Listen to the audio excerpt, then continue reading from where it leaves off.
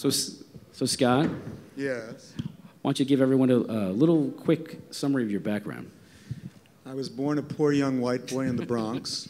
I used to run Lucasfilm. I ran Industrial Light and Magic during the 1980s and early 1990s. I was at the helm of the company when we transitioned from optical and photochemical processing to digital. And then in about 1992, George Lucas and I had a religious difference. He thought he was God, and I didn't agree. And so I decided to form my own company called Digital Domain. And interestingly enough, my partner was James Cameron. Those of you who know him understand I went from the fire into the fireplace. And I ran that company for a number of years, multiple Academy Awards, and then sold it in 2006 to a fellow by the name, who might be known in this group, named John Texter, actually. And since that point in time, I've been mucking about and having a good time. And Scott is an enormous music fan for you guys that don't know that.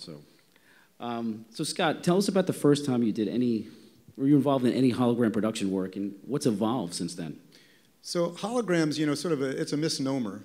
Holograms aren't actually, as we know, holograms. Real holograms are, a use of laser light around a piece of plastic that we can walk around in 3D and see it. It generally doesn't move unless you're taking appropriate substances. But what we call holograms nowadays are the projection of computer-generated images that are usually a replication of a dead person. So my first dead person experience was with James Brown, back when Paul Allen opened up that event in Seattle in the Needle. Right. And so we created a digital version of James Brown. I think the year, I start losing time. I think it was in the mid to late 90s. And it looked okay. The next thing we did a commercial for Gatorade, and we created a young Michael Jordan, a middle Michael Jordan, who got to play basketball with the real Michael Jordan. And that was interesting as well. And that sort of looked like Michael Jordan. And then, things got better and better and better. And then the last thing that I did would have been Benjamin Buttons, where my company at the time won an Academy Award for creating a virtual actor of Benjamin Buttons. And that was the closest thing at that time to a computer-generated person.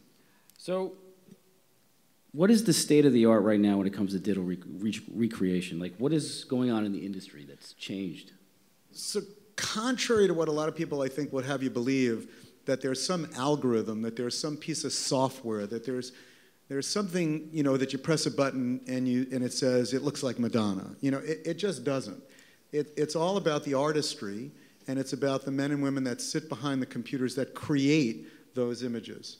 So that's the state of the art. The state of the art has to do with how good of an artist or artists you get to be able to produce those images. Digital Frontier are world class, and they did Ronnie, and I think it shows.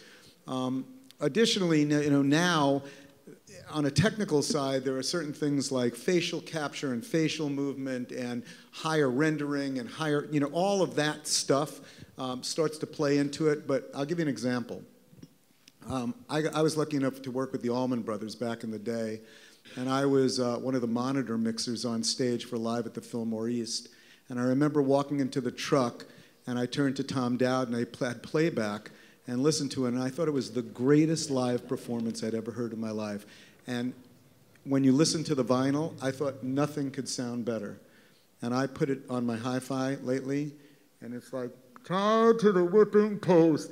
So my ears have gotten much better because the state of the art has gotten much better. And so now the level at which I judge things is different.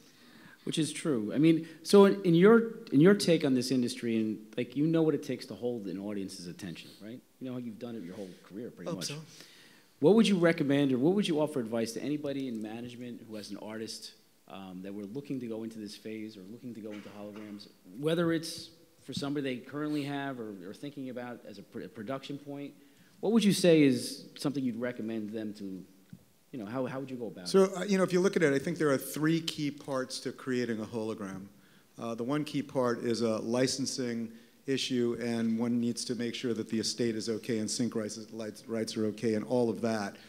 The next one is creating the actual character and lip sync and lighting of the head, because generally, you know, you cast a body double, right? So Tupac was a body double. You know, if one was to do Biggie Small, we'd have to go out and find somebody that had a body like Biggie Small. But it's really the face. And that would be you. No. I know, I saw that. Yeah, I know. Yeah, yeah, Meatloaf, definitely. Yeah, no. So that's the second part. And the third part, which is, you know, sort of a little touchy proposition, is the projection, how you create the hologram.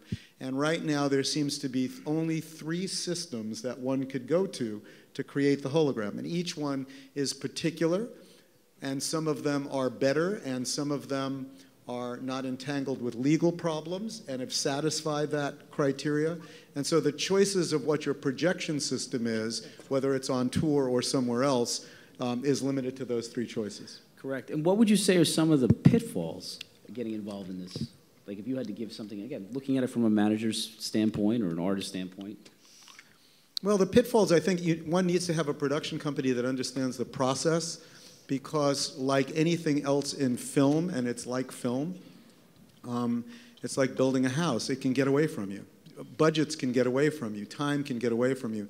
And unless you have some people that understand what the process is and that they've done it before, chances are you're going to get screwed. For example, there was a project that was done with Whitney Houston. And the concept on the Whitney Houston piece was they were looking for a less expensive way to do it. And the less expensive way to do it that was sold, the concept was, well, we'll just get a Whitney Houston look-alike, and we'll put things on her face, and she'll lip sync to it. You know, there's the old adage, you can have it fast, you could have it cheap, you could have it good, choose 2. Well, in holograms, you can only choose 1. It's going to be expensive, and it's going to take time, and you're going to have to oversee the process diligently to make sure that you don't exceed your budget and that you deliver it on the time frame you need to deliver it.